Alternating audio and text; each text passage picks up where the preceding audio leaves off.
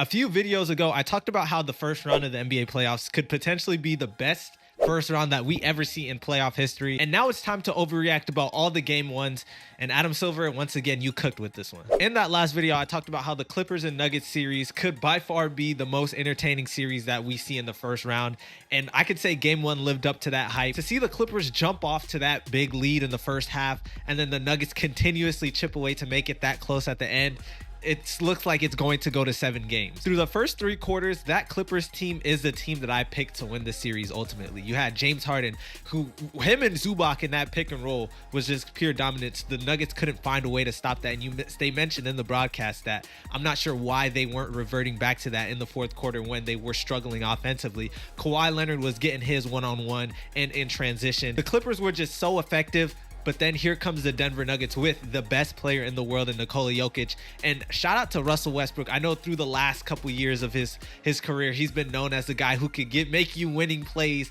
But the losing plays are what gets highlighted the most. And Russell Westbrook hitting that clutch 3 to put the Clippers up by 2. And seeing him in overtime on the offensive glass, getting putbacks, diving on loose balls. It was just the Russell Westbrook that we need to see more of him in this stage of his career. Obviously, he's not going to be in that MVP form. But Russ, I think after watching game 1, Russ is going to be that X factor for the Nuggets. If the Nuggets come away with the series in a whole, it's going to take 4 really good games of Russell Westbrook for them to really close out this series.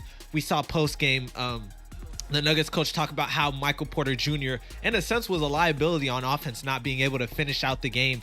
And I think that if Russ is able to continuously play how he has been playing through that first game 1, I think we will see the role of Michael Porter Jr. really shrink, and Russell Westbrook will really come out of that shell as the X factor for the Nuggets. But I am still not sleeping on the Clippers team. I think Tyronn Lue is going to be able to find a way to bounce back after this tough game 1. I'm not going to look at this collapse from the Clippers and say that it's going to be over. The Nuggets are going to completely win this. I picked the Clippers to win because of how much I believe in Tyronn Lue essentially going to be able to outcoach the Nuggets with James Harden, Kawhi Leonard, them being able to roll on that early on the road in the first couple of quarters.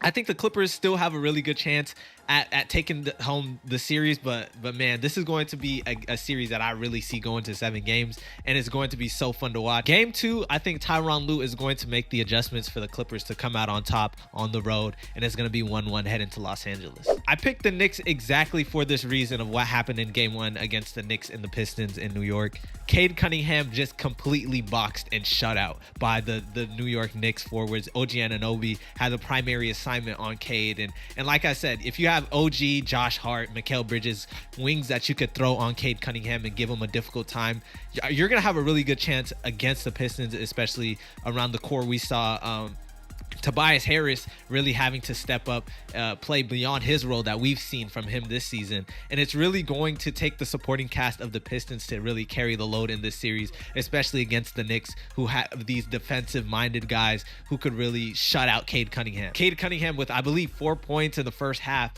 Like, that's exactly what you want from the New York Knicks, and if you're the Tom Thibodeau, to make sure that you're really shutting out Cade and he's not a factor at all in this series. I think what's going to be challenging for the Knicks is going to be able to sustain that, especially heading to Detroit. I have the Knicks taking game 2 in New York, but in order to, if you're the Knicks, this could be, I picked the Knicks in 5. This could potentially end in 4 the way that I saw the Knicks shut out Cade Cunningham. And it's really going to have to take the supporting cast to step up every game in order for the Pistons to extend the series. Jalen Brunson is going to be Jalen Brunson as a facilitator and offensively as a scorer. Karl Anthony Towns is going to be himself. It's going to be pretty much how the Knicks perform on the defensive end that's really prevents the Pistons from at all making this a series at all. And I believe, Cade, we're going to need a bounce back game from you.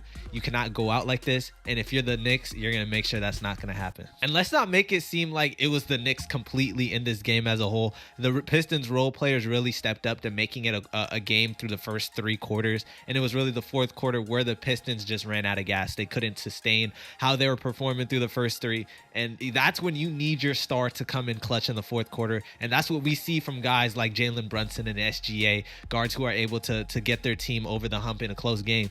And that's exactly what Cade Cunningham could not do because of how the defensive-minded guys for the Knicks were performing. And if you're the Knicks, you love what you saw and you want to continue this through the next couple of games. Now the Bucks and the Pacers, y'all know how I feel about the Milwaukee Bucks. I'm not a Bucks fan at all, but Damian Lillard is my guy. I gotta show some love for him, and we are going to be showing love for him when he returned for game 2 and he shut down Tyrese Halliburton. That's exactly how the attitude has been between the Bucks and the Pistons these last 2 seasons. They met in the first round last year. Obviously, no healthy Giannis Antetokounmpo. It was Dame and Chris Middleton. No Chris Middleton now, and you got rid of Chris Middleton for a Tony Snell stat line of Kyle Kuzma. That is just, hey, don't get me started on that. 0.0 rebounds, 0 assists, 0 blocks, 0 steals. That's just not going to cut it in the playoffs.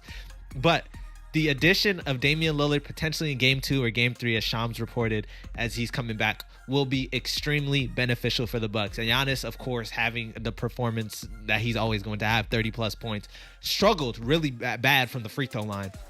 But what you really need if you're Giannis is your role players to just step up. Like, he desperately needs help. Brook Lopez just jacking like threes. You got nobody from the supporting cast from the Bucks could really help at all, and it just shows. I think Kyle Kuzma as a whole is the storyline of game 1. Obviously, you trade away your for most of Giannis's career, his second option, now his third option with Dame now on the team, and in return from that, you get a 0 stat line from Kyle Kuzma, and the Bucks just get blown out. In my mind, walking into the series, I obviously had the Pacers coming out on top with the Dame injury and how the Bucks have been just kind of up and down this whole season. And we saw how the Pacers and Bucks, that atmosphere, and obviously with division rivals, is going to be heated because that's the team you play the most during the regular season. That's who you know the most heading into the playoffs.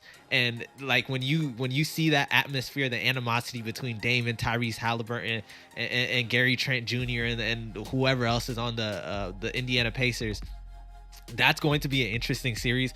But in order for it to be interesting on the court, you really need the Bucks supporting cast to step up. And if Dame's not there for game 2 and he returns in game 3, game 2 is going to determine whether the Bucks have a chance at all. You cannot head into the series being down 0-2, especially to Indiana. After that first performance, we saw Andrew Nembhard really stepping up as a playoff riser. I mean, he's just so good in the playoffs.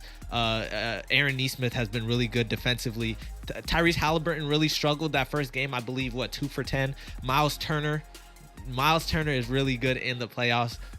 It's going to be really tough for the Bucks if you continuously have your role players not being able to rise to the occasion.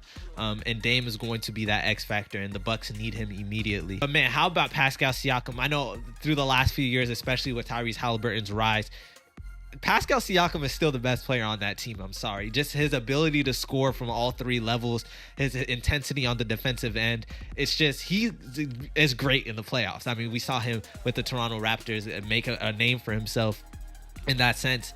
And it's going to be tough for the Bucks. I know the Bucks statistically and on paper, they're supposed to win this series. The Indiana Pacers, in terms of like how they are seen, they are the underdogs in this when they really should not be, just because of how they perform together as a cohesive team.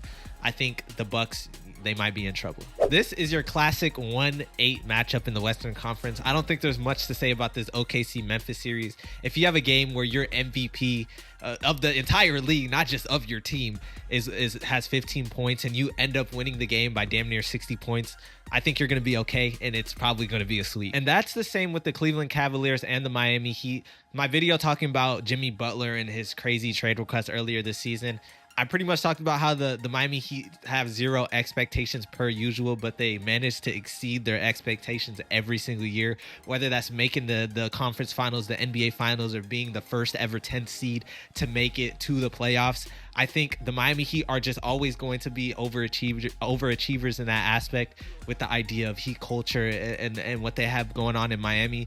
But that goes to say, I think it's going to be over, obviously. Now, the 2-7 matchups for the East and the West are complete polar opposites, and that's going to be really interesting to watch through these next few games. The Orlando Magic and the Boston Celtics really competitive, more so than I actually thought. I replied to one of the comments in the last video about the Magic and the Celtics, and I said it's going to be the Celtics for sure, but don't let that stop you from thinking that the Magic are not going to make it interesting, and that's exactly what they did in the first game. As for the Rockets and the Warriors, this is a classic case of experience just beats the higher seeding, and I can't help but feel frustrated for Rockets fans when you have such a potential talent in Jalen Green, who is just so inconsistent. He'll give you 40 one game, he'll give you 5 the next game. It's just so tough to watch, and especially when you're in the playoffs, when every game you should be approaching that as a win or go home game, and you have your players underperforming. It just sucks to watch, especially how good of a season the Rockets have had this year. But hey, that is going to be Steph Curry and Jimmy Butler for you. Just another great performance by the duo. And arguably, I think there is a case to be made of how they are one of the better duos, just in terms of how their games just complement each other as a whole. It has been a classic case of overreactions this whole video, but I think the Warriors are going to close this out in 6 the most, but I think it could be 5. This attitude that Anthony Edwards is having is the reason why we've been getting Michael Jordan comparisons from him the last few seasons. It's going to be fun and interesting how the Lakers bounce back losing from the Timberwolves. And JJ Redick has proved himself to be a coach who could bounce back, make the proper adjustments, and coach a game that you could come out on top, especially in the clutch. But yeah, I expect the Lakers to bounce back and take care of business on their home floor. It's always fun to sit back and blow things out of proportions. But like I said in my previous video and this video, this is definitely going to be one of the most entertaining and interesting first rounds that we've seen in the playoff. And part of what makes that experience fun to watch as a viewer is just the playoff atmosphere as a whole. If you're watching the regular season, you see that shift, the crowd wearing all the same colors, and the momentum and how important every play is to watch. It's just so fun to be a basketball fan during this time. And just like how we overreacted watching all the game ones, you best believe we are going to be overreacting after we see every single game too. But I'll be here along for that ride. Thank you guys so much for watching this video. I really appreciate it, and I'll catch you guys in the next one.